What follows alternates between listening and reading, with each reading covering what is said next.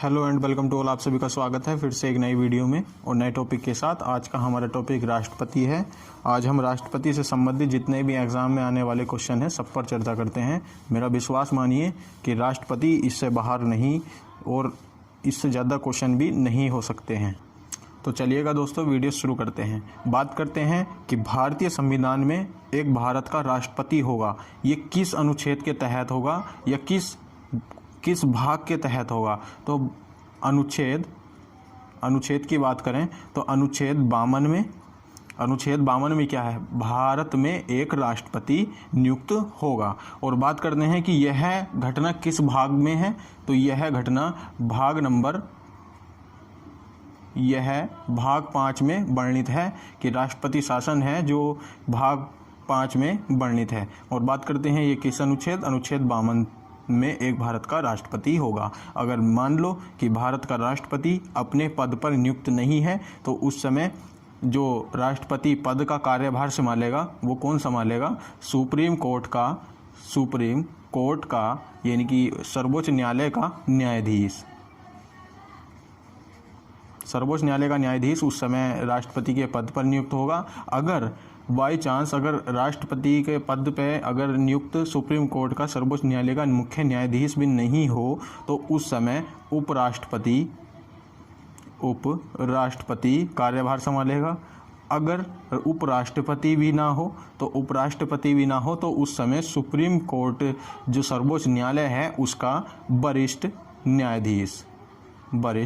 न्यायाधीश पद इस राष्ट्रपति पद पर कार्य करेगा। कब करेगा, जब राष्ट्रपति अपने पद पर न हो। और बात करें कि राष्ट्रपति का चुनाव की बात करें कि पहले जो इसका चुनाव होता था, राष्ट्रपति पद का जो चुनाव होता था तो इसमें 2500 रुपये 2500 रुपये का चुनाव किया जाता था। और बाद में इसके बाद जो हुआ है, इसके बाद की बात करें तो इसमें 15,000 रुपये का जो फार्म है वो भरना होता है, 15,000 रुपये।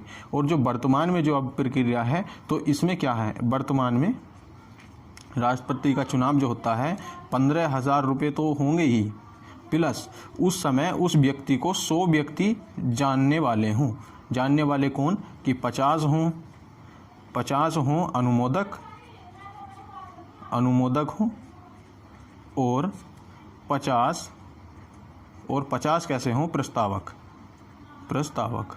अगर मान लो कि तुम्हें 6,000 वोट मिले, 6,000 वोट में से अगर आपको इसका 1/6 वोट यानी 1,000 वोट, अगर 1,000 वोट नहीं मिले हैं तो आपके जो 15,000 रुपये हैं ये सरकार को जब्त कर दिए जाएंगे। अगर आपको मिनिमम 1,000 वोट मिले हैं तो समझ लो आपके 15,000 रुपये लौटा दिए जाते हैं। और बात करते हैं कि भारत का राष्ट्रपति से जो क्वेश्चन बन सकते हैं वो देखते हैं कि भारत का प्रथम नागरिक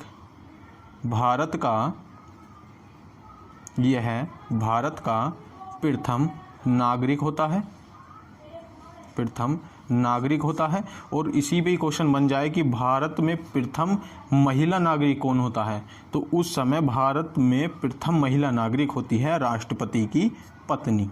कौन होती है, राष्ट्रपति की पत्नी पहली महिला नागरिक होती है। और बात करते हैं कि जो राष्ट्रपति है यह किस अनुच्छेद में या किस अनुच्छेद से संबंधित है, तो ये अनुच्छेद 52 से संबंधित है। इसे वेरी मोस्ट इम्पोर्टेंट है, इसे ध्यान रखेंगे।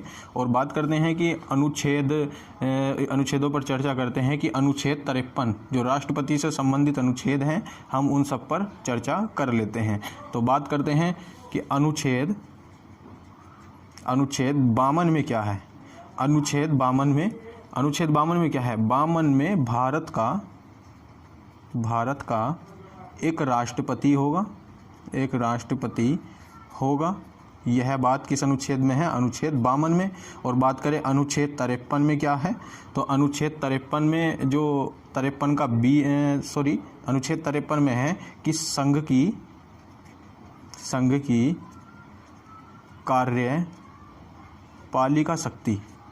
की कार्यपालिका शक्ति का वर्णन किस अनुच्छेद में है, तो अनुच्छेद हमारा 53 आराम से उत्तर होगा। और बात करें कि संघ की कार्यपालिका शक्ति किस पर निहित है, तो अगला क्वेश्चन बनता है कि संघ की कार्यपालिका शक्ति किस पर निहित है, वेरी मोस्ट इम्पोर्टेंट क्वेश्चन है। तो इसका सही उत्तर होगा राष्ट्रपति पर निहित है। और बात करते हैं कि अनुच्छेद 53 बी में क्या वर्णित है। अनुच्छेद 53 बी में क्या वर्णित है। तो अनुच्छेद 53 बी में जो भारत का जो राष्ट्रपति है, भारत का जो राष्ट्रपति है ये है सैन्य शक्ति का प्रधान होता है। यह है सैन्य शक्ति का प्रधान होता है। यह सैन्य शक्ति का क्या होता है, प्रधान होता है। यानी कि जो भारत में जो सेना है तो उसका सबका प्रधान कौन है, भारत का राष्ट्रपति। और बात करते हैं अनुच्छेद 54 अनुच्छेद 54 में क्या है। तो अनुच्छेद 54 में राष्ट्रपति का निर्वाचन मंडल है या निर्वाचन मंडल का जो वर्णन है किस अनुच्छेद में मिलता है, अनुच्छेद 54 में। और बात करते हैं कि निर्वाचन मंडल यानी कि इसका जो निर्वाचित सदस्य होते हैं, राष्ट्रपति का जो चुनाव होता है, उसका निर्वाचन होता है, तो उस समय कौन कौन भाग लेते हैं, कौन कौन से सदस्य भाग लेते हैं। तो इसके निर्वाचन में यानी कि राष्ट्रपति के निर्वाचन मंडल में लोकसभा प्लस राज्यसभा,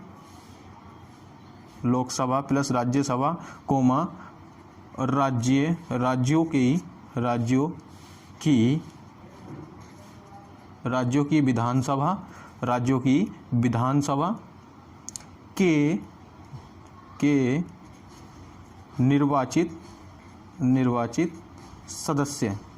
निर्वाचित सदस्य। अगर क्वेश्चन आता है कि राष्ट्रपति के निर्वाचन मंडल में या राष्ट्रपति के चुनाव में निम्नलिखित में से कौन भाग लेता है और कौन नहीं लेता है, तो इसमें हमारा सही उत्तर होगा लोकसभा और राज्यसभा और राज्यों की विधानसभा सभा लिखना भूल गया मैं, राज्यों की विधानसभा के निर्वाचित सदस्य। अगर निर्वाचित की जगह मनोमित आता है, मनोमित सदस्य, तो हमारा यह उत्तर गलत होगा। मनोमित सदस्य राष्ट्रपति के चुनाव में भाग नहीं लेते। तो राष्ट्रपति के चुनाव में लोकसभा, राज्यसभा और राज्यों की विधानसभा के निर्वाचित सदस्य, निर्वाचित विशेषकर से ध्यान देंगे और तभी आंसर लगाएंगे। और बात करते हैं कि यह चुनाव किस पद्धति पर होता है। तो इस पद्धति का है समानुपातिक प्रतिनिधित्व प्रणाली एवं एक संक्रमणीय मत पद्धति से। एक बार फिर देखेंगे, समानुपातिक प्रतिनिधित्व प्रणाली एक संक्रमणीय मत पद्धति द्वारा राष्ट्रपति का चुनाव होता है। और बात करते हैं अगले क्वेश्चन की। अगला क्वेश्चन बनता है अनुच्छेद 55 में। अनुच्छेद 55 में क्या है। तो अनुच्छेद 55 में निर्वाचन की रीति है। राष्ट्रपति के निर्वाचन की रीति है। रीति मतलब कैसी है कि राष्ट्रपति का जो मतदान है वो कैसा होगा, गुप्त होगा कि ओपन होगा या कैसे होगा। तो इसका जो मतदान है वो गुप्त तरीके से होगा। और इसकी जो प्रणाली इसकी राष्ट्रपति के चुनाव की जो प्रणाली है ये कैसी प्रणाली है, अप्रत्यक्ष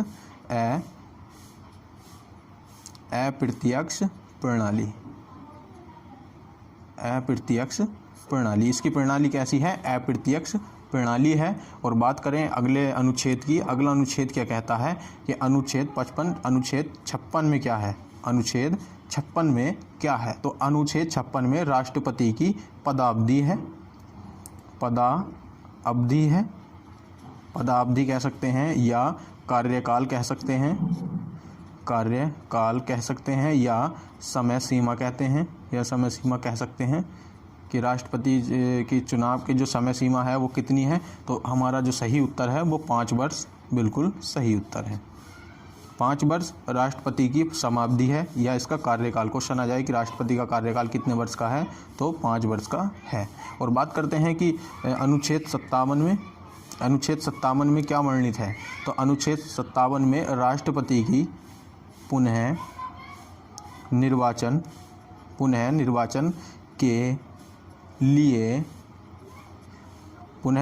के लिए पात्रता, यानी कि राष्ट्रपति पुनः निर्वाचन के लिए पात्रता कर सकता है। तो यह बात किस अनुच्छेद में है? अनुच्छेद 57 में। और बात करें अनुच्छेद 58 में क्या है, तो अनुच्छेद 58 की बात करते हैं, वेरी मोस्ट इम्पोर्टेंट है। अनुच्छेद 58 में क्या वर्णित है? तो राष्ट्रपति की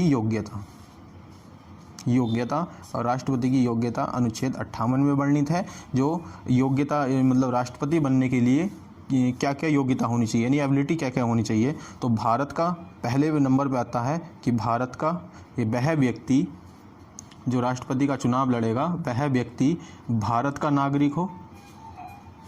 भारत का नागरिक योग्यता क्या है? तो इसकी अगली योग्यता है कि वह व्यक्ति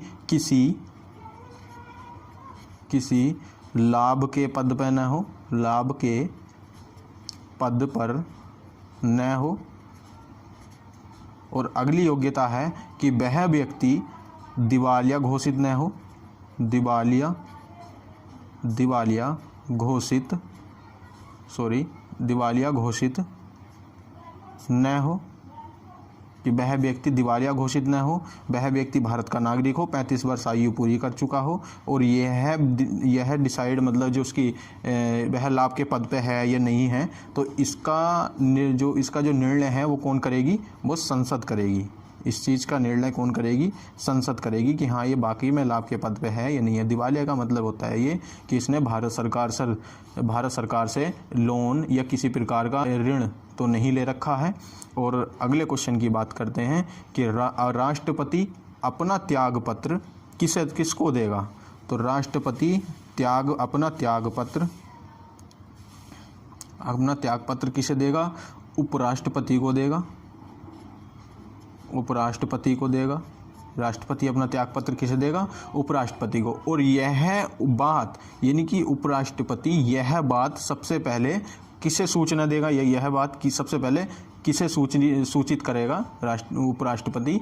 तो यह अनुच्छेद 56 के तहत, अनुच्छेद 56 के तहत या ए के तहत यह बात लोकसभा में इस बात की सूचना देगा कि राष्ट्रपति ने अपना त्यागपत्र दिया है। और यह सूचना अनुच्छेद 56 के तहत उपराष्ट्रपति लोकसभा में क्या करेगा? इस चीज़ की जिक्र करेगा, यानी इस चीज़ को बताएगा। अगला क्वेश्चन क्या कहता है कि राष्ट्रपति का जो निवास स्थान है या राष्ट्रपति का जो आवास है वो आवास कहाँ है? तो राष्ट्रपति का आवास कहाँ पर बना हुआ है? तो राष्ट्रपति का आवास रायसीना हिल्स की पहाड़ियों पर। कौन सी? रायसीना हिल्स मीन्स पहाड़ी।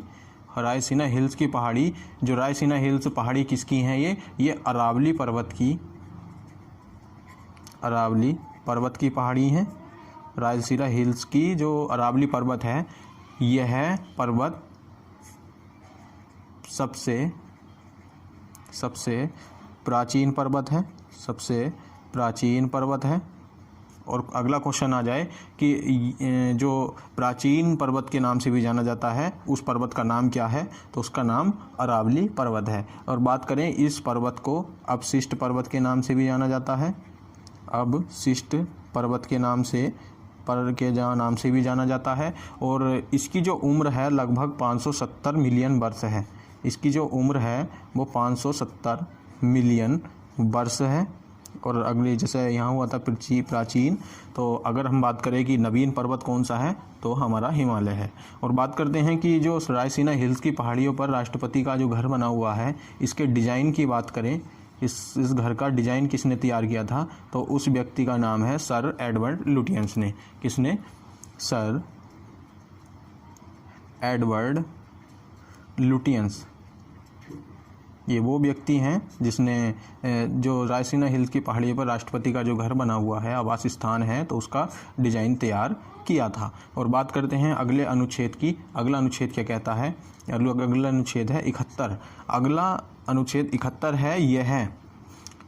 यह बात किस अनुच्छेद में है कि राष्ट्रपति और उपराष्ट्रपति के विवादों का जो निपटारा है वो कौन करता है? सुप्रीम कोर्ट करता है। तो इस अनुच्छेद में लिखेंगे राष्ट्रपति और उपराष्ट्रपति के विवादों का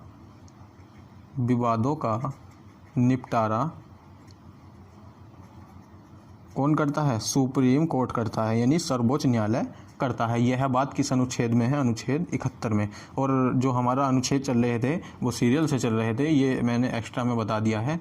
तो बात करते हैं अगले अनुच्छेद की। अगला अनुच्छेद है 59। अगले अनुच्छेद में क्या गया है? इसमें राष्ट्रपति की क्या है? इसके अंदर शर्तें हैं। राष्ट्रपति की शर्तें किस अनुच्छेद में मिलती हैं? अनुच्छेद 59 में। और बात करें अगले क्वेश्चन की, अगला अनुच्छेद है 60। 60 में क्या है? राष्ट्रपति की शपथ है। राष्ट्रपति की शपथ है, और राष्ट्रपति अपनी शपथ किसके सामने लेता है? तो सुप्रीम कोर्ट के मुख्य न्यायाधीश के सामने क्या लेता है? अपनी शपथ लेता है। बात करते हैं अनुच्छेद 61 में क्या है? अनुच्छेद 61 में है महाभियोग। क्वेश्चन आता है कि किस अनुच्छेद में महाभियोग का वर्णन है? तो अनुच्छेद 61 में। तो यह महाभियोग हटाया जा सकता है, तो मतलब महाभियोग के कारण ही राष्ट्रपति को अपने पद से हटाया जा सकता है। तो इस बात की सूचना राष्ट्रपति को कितने दिन पहले देनी होती है? तो इसका सही उत्तर है 14 दिन पहले राष्ट्रपति को पता चलता है। और इसे हटाने के लिए कौन से सदस्य भाग लेते हैं? तो इस सभा में लोकसभा और राज्यसभा के कुल सदस्य दोनों सदन के कुल सदस्य भाग लेते हैं, जबकि इसके निर्वाचन में निर्वाचित सदस्य, राज्यसभा और लोकसभा के निर्वाचित सदस्य में के सदस्य इसका चुनाव करते हैं। बात करते हैं अगले अनुच्छेद की। अगला अनुच्छेद कहता है 62वें अनुच्छेद के तहत राष्ट्रपति का जो महाभियोग लगाया था तो उसका पद खाली हो जाएगा, यानी कि रिक्त पद का वर्णन है। रिक्त पद, राष्ट्रपति का रिक्त पद का जिक्र मिलता है। और इसी पर एक और क्वेश्चन बनता है कि राष्ट्रपति का जब पद खाली है तो उसे हटाने के लिए कि मतलब उसे भरने के लिए कितना समय सीमा लगती है? तो लगभग में 6 माह। 6 माह के अंतर्गत राष्ट्रपति का पद, रिक्त पद भरना होता है। और बात करते हैं अगले की। अगला अनुच्छेद है 63। अगले अनुच्छेद 63 में उपराष्ट्रपति का वर्णन मिलता है। उपराष्ट्रपति का वर्णन है।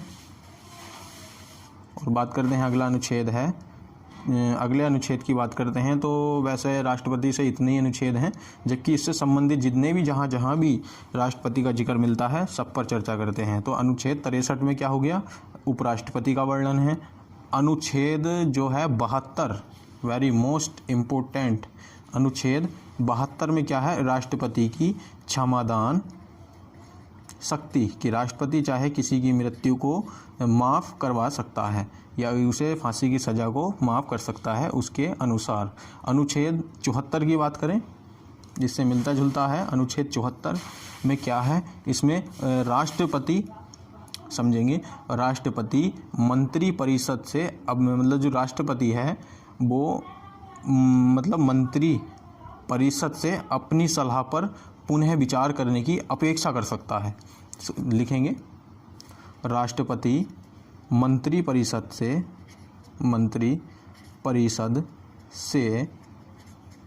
क्या कर सकता है? अपनी सलाह पर पुनः विचार कर सकता है। पुनः विचार कर सकता है। यह अनुच्छेद 74 के अंतर्गत है। और बात करते हैं अनुच्छेद 75 में क्या है? अनुच्छेद 75A में, अनुच्छेद 75A, यह भी राष्ट्रपति से संबंधित है कि प्रधानमंत्री की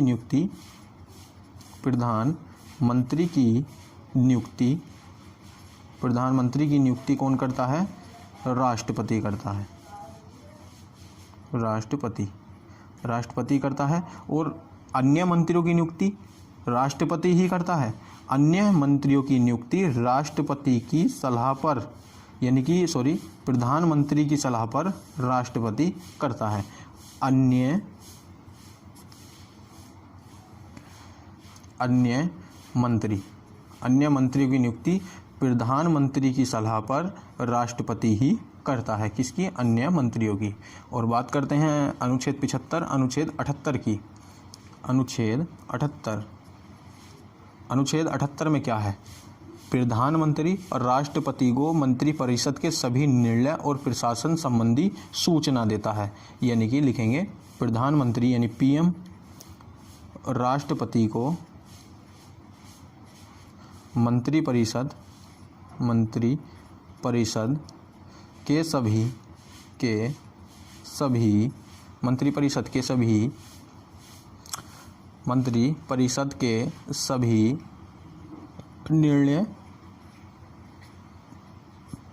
निर्णय और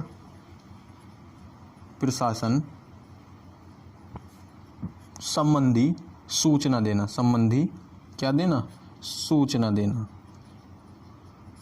सूचना देना यह अनुच्छेद 78 के अंतर्गत है। और बात करते हैं अगले अनुच्छेद की। अगला अनुच्छेद क्या कहता है कि अनुच्छेद 79 राष्ट्रपति संसद के दोनों अधिवेशनों के लिए आहूत करता है कि राष्ट्रपति संसद के दोनों सदनों को अधिवेशन के लिए आहूत करता है। यह बात अनुच्छेद 79 में है। अनुच्छेद 143 यानी कि 143 अनुच्छेद में क्या है? यह भी राष्ट्रपति से संबंधित है कि राष्ट्रपति किसी भी प्रश्न पर सुप्रीम कोर्ट यानी कि सर्वोच्च न्यायालय से परामर्श ले सकता है। और बात करते हैं अगला अनुच्छेद कौन सा संबंधित है राष्ट्रपति से। सॉरी, इधर मैं लिखाना भूल गया। अनुच्छेद 74 अन्य 74 में क्या है? राष्ट्रपति की सलाह जो है सहायता मंत्रिपरिषद करेगी, जिसका जो प्रमुख होगा वो प्रधानमंत्री होगा। अनुच्छेद 74 में देख लेंगे। अनुच्छेद 74 में राष्ट्रपति को सलाह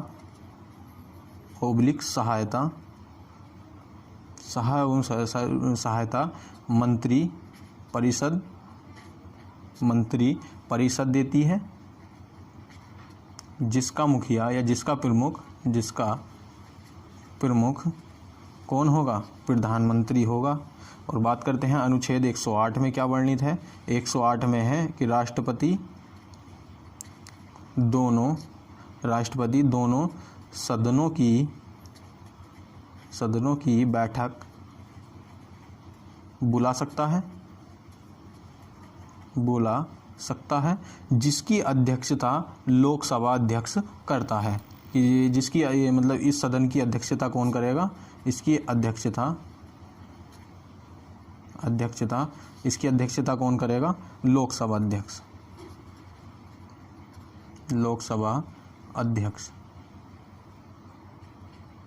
लोकसभा अध्यक्ष इसकी अध्यक्षता करेगा। बात करते हैं राष्ट्रपति नियुक्ति किस सदस्यों की करता है। तो नियुक्ति की बात करते हैं तो इस सब राष्ट्रपति भारत के प्रधानमंत्री की प्लस अन्य मंत्री की, प्रधानमंत्री की सलाह पर अन्य मंत्री और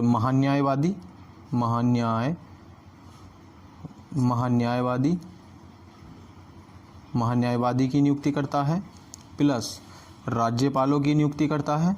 राज्यों के राज्यपाल की नियुक्ति करता है। और एससी मतलब high court plus supreme court के मुख्य न्यायाधीशों की करता है। और बात करते हैं वित्त आयोग के सदस्यों की नियुक्ति करता है। और भाषा आयोग के सदस्य प्लस पिछड़ा वर्ग आयोग के सदस्य प्लस अल्पसंख्यक मामलों के जो मंत्रियों की अल्पसंख्यक मामलों के मंत्रियों की नियुक्ति करता है, भारत के राजदूत एवं राजनयिकों की नियुक्ति करता है और अंतर्राष्ट्रीय परिषद के सदस्यों की नियुक्ति राष्ट्रपति ही करता है, और भारत के निरंतक एवं महालेखा परीक्षक जिसे कैग बोलते हैं, इन सब की नियुक्ति करता है। तो इस वीडियो में इतना ही, मिलते हैं अगली वीडियो में। जब तक हमारे साथ जुड़े रहें, हमारे चैनल टारगेट भी टॉपिक को सब्सक्राइब करिए, वीडियो को लाइक करिए, अपने दोस्तों के साथ शेयर भी ज़रूर करिए। तो अगली वीडियो में हम आपको राष्ट्रपति याद करने की ट्रिक और उनका शासनकाल सब बताएंगे। Thank you so much.